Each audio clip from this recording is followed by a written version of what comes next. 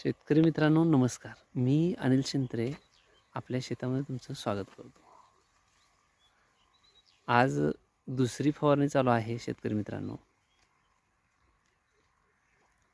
तसं आता तिसरी फवारणी पाहिजे होती, पण थोडं आमचं कामं असल्यामुळं फवारणी घेऊ शकलो नाही. आता डायरेक्ट तिसरी म्हणजे 2 नंबरची चालू आहे. आता 3 व्हायला पाहिजे होत्या, म्हणजे अजून ग्रोथ चांगली झाली असती. तर शेतकरी मित्रांनो, नियोजनानुसार शेती करणं सगळ्यात महत्त्वाचं आहे. तुम्हाला भरघोस उत्पादन घ्यायचं असेल तर पाण्याचं नियोजन 1 नंबर, वापसा कंडिशनमध्ये पाणी 2 नंबर, खतांचं नियोजन. तुम्ही जी टाकताय खतं, पाटपाणी असेल तर बेसल डोस हलका हलका टाका. तुम्ही मंथली टाका, प्रत्येक महिन्याला हलका हलका डोस टाका. आता तुमचं पाटपाणी असेल तर कोणता बेसल डोस टाकायला पाहिजे महिन्याला, याचं नियोजन तुम्हाला सांगतो. 1-24-24-0, 1 युरिया, 1 पोतं 24-24-0, 1 पोतं युरिया आणि म्युरेट ऑफ पोटॅश 25 किलो. हे महिन्याला पडलंच पाहिजे.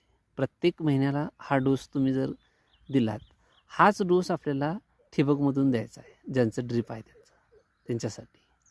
त्यामुळं असं नियोजन तुम्हीही करा. 24-24-0 1 बॅग, युरिया 1 बॅग आणि MOP 25 किलो. आणि फरक बघा तुम्ही कसा पडतो तो. त्यानंतर फवारणीचं शेड्यूल. फवारणीसुद्धा तुम्ही वेळच्या वेळी व्यवस्थित घेतलात शेड्यूलप्रमाणे. मी सांगतच आहे प्रत्येक फवारणी कसं घ्यायचं आहे ते. त्यानुसार नियोजन करूनसुद्धा तुम्ही फवारणी शेड्यूल केलात तर अतिशय चांगले रिझल्ट आहेत त्याचे. तुम्हाला भरघोस उत्पादन घ्यायचं असेल तर अन्न व्यवस्थापन म्हणजे NPK बॅलन्स करून खतं सोडणं, त्यानंतर पाणी व्यवस्थापन आणि त्यानंतर फवारणीचं व्यवस्थापन, असं शेड्यूल तुम्हीही ठेवा. नियोजनानुसार तुम्ही शेड्यूल तयार करून ठेवा आणि पहा, तुम्ही 100% वाढ पिकाची अतिशय चांगली होते. आता पाहू शकता तुम्ही, फवारणी चालू आहे. आमचे मित्र येत आहेत. जवळजवळ छातीवर ऊस आलेला आहे त्यांचा. आता पुढच्या फवारणीला त्यांनी दिसणारच नाहीत, अशी फवारणी मी घेतलेली आहे. आम्ही आता कोणती फवारणी घेतलेली आहे हे तुम्हाला मी बोर्डवर घेऊन जाऊन सांगणारच आहे.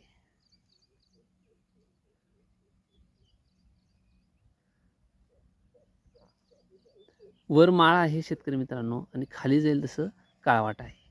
आज 2 मित्र आलेले आहेत आमचे फवारणीसाठी,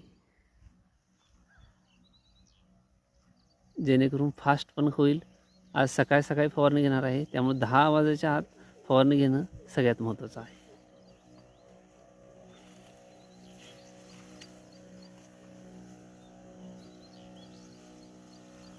आता कोणती फवारणी घेतलेली आहे हे तुम्हाला मी बोर्डवर घेऊन जाऊन समजावून सांगणार आहे. हे पहा, त्यांचा अंदाज किती छान आहे पहा. कडेला आल्यानंतर करेक्ट औषध संपतं. चला आता आपण बोर्डवर तुम्हाला मी समजावून सांगतो शेतकरी मित्रांनो. धन्यवाद. शेतकरी मित्रांनो, 1 एकरासाठी तुम्हाला मी हा डोस सांगतो फवारणीचा.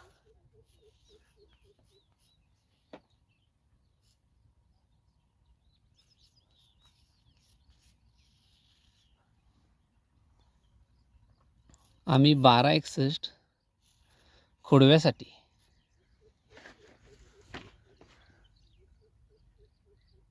200 लिटर पाण्यासाठी 200 लिटर पाण्यासाठी 1261 1.5 किलो.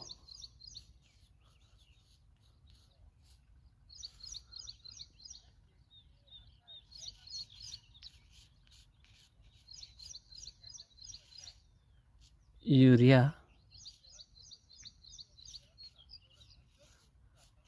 1.5 किलो.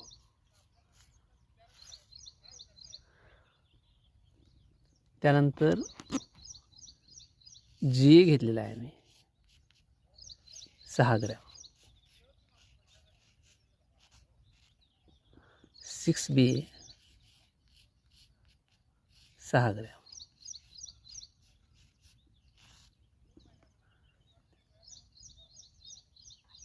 GA 6 ग्रॅम घेतलेला आहे, 6BA 6 ग्रॅम घेतलेला आहे आणि इसाबेन वापरलेला आहे.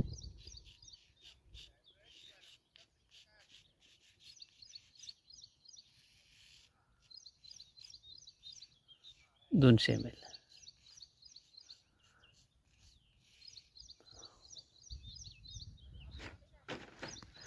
त्यानंतर गोदरेज विपुल बूस्टर,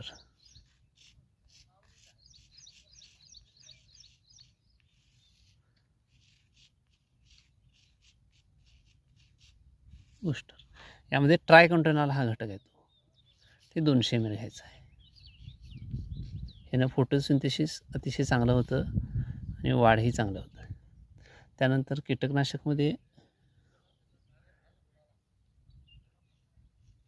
हमला,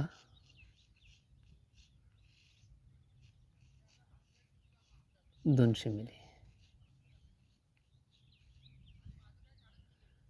आणि साफ बुरशीनाशकमध्ये 200 ml, 200 ग्रॅम. शेतकरी मित्रांनो, 10 फुटामध्ये आपल्याला ऊस अपेक्षित 50 ते 55 पाहिजे आहेत. 45 ऊस कारखान्याला जातात, एक 10 ऊस मरतात असं धरा. आता सध्याला 50 ते 55 ऊस तिथं असणं गरजेचं आहे.